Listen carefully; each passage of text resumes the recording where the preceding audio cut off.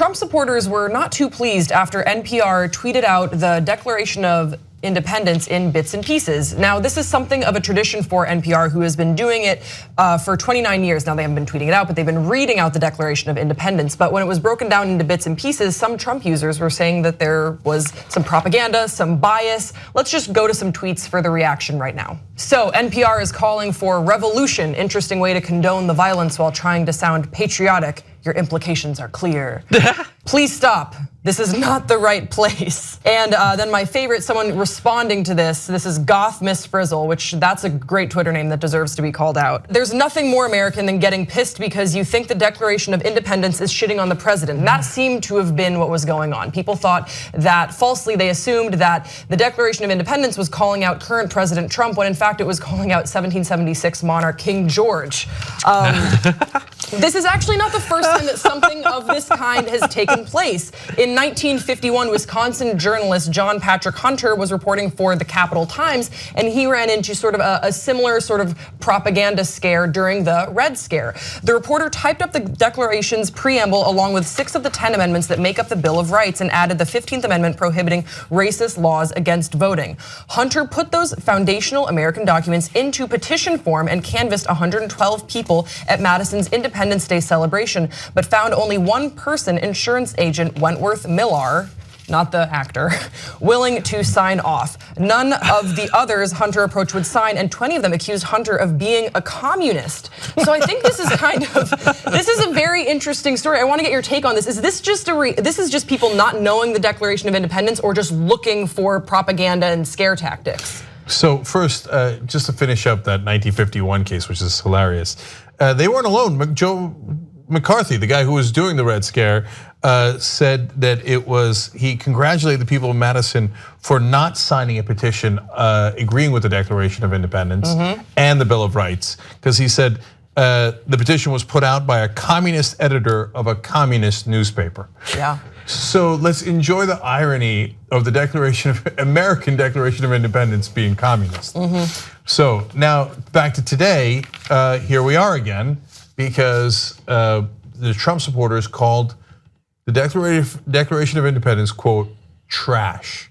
Okay, of course they didn't know that it was the Declaration of Independence. Right. And then others were like, oh, that's an interesting coincidence, putting out the Declaration of Independence on Independence Day. It's just like trying to find the first thought that makes sense in all of this in anyone who would respond. Like I think this idea is stupid and terrible, but not for the reasons as these people are objecting to it. I just picture the people who have like auto notifications on their phone from NPR, and then they get like 140 character at a time updates that are just the Declaration of Independence. Like that would be so frustrating if your phone just kept going. Ding, ding, ding. It's like, all right, NPR, stop. Like that would make me want to unsubscribe from NPR's Twitter feed, but there's no way that you can get mad at them for communicating the Declaration of Independence. It's sort of a tradition for them. They're just sort of changing with the times. Instead of reading it out on the radio, they're tweeting it out. A lot of people get their news through Twitter. I think this makes total sense. But a lot of the people who were called out for it, from 1776. Instead of apologizing, a lot of people were saying, how many people do know the Declaration of Independence? Is that a valid excuse here? Instead of saying, instead of calling themselves out a little bit and realizing that, all right, let me take this as a sort of a gut check here. What was I looking for? Yeah, no, it isn't, and I'll tell you why. Because half of it I understand. So one of the tweets, for example, is a quote from the Declaration that says, "A prince whose character is thus marked by every act which may define a tyrant is unfit to be the ruler of a free people." So if you just saw that by itself, you might go, whoa, what's going on here? Although I would not jump to the conclusion that they were referring to Donald Trump when talking about a prince who's a tyrant. And it sounds kind of old schooly. I'd be like, I wonder where that quote is from. Maybe I Google it before I tweet in a rage. But if it was the Obama administration, I definitely would not have assumed that they meant the tyrant was Obama. But these guys took it a little personally, because their sense is, that's kind of what we're doing, right? And so don't call us out on it. My favorite was people asking for balance. And one commentator, Gizmodo, was like, should we have put King George's statement in there too for balance? I think this is indicative of how, again, how people perceive news delivering organizations, right? So it's not that they disagree with, it's not that they take in any bit of information, look at it for what it is. Instead, it's source first. Like they know they disagree with NPR. They know that NPR is on the other team. They're a liberal news organization in the minds of these Trump supporters. So they look to disagree with every single thing that NPR puts out. I think that's the dynamic that's most telling. I completely agree. This sort of reminded me of people backing, good job, Brett, of people backing into their own corners and before they really contextualize what these statements were. Because again, it is a little strange that it is an older form of English. Instead of, oh, let me Google this, they were like, I automatically disagree with this. It is exactly what I have this knee-jerk reaction, I think it to be, and so I'm gonna tweet out this response. And then a lot of them got pretty embarrassed and had to eat their own words. I think it's great to go back and reread the Declaration of Independence. It's pretty amazing. Like if you take it and kind of parse it out, it's like, all right, we tried with this guy. We tried with King George. We sent him email and we tried to set up our laws, but he keeps avoiding every time we try to contact him. And then you pepper in a couple lines about how he's like inciting violence with the merciless Indian savages, which is kind of a left turn, where they just start talking about Indian savages who kill women and children. Maybe a right turn. Yeah, it's a right turn. But it is great to go back and kind of reread the Declaration of Independence, and hopefully the next step for them and for a lot of people was to do just that, to kind of see where it got and mark, like, if you think that Trump is this terrible tyrant, like if you read the gripes against King George, Trump doesn't seem that bad. Well, we did revolt against King George, so that's kind of a high bar. Right, there is stuff in the Declaration of Independence like obstructing laws of naturalization, obstructing justice, creating judges who are dependent to his will.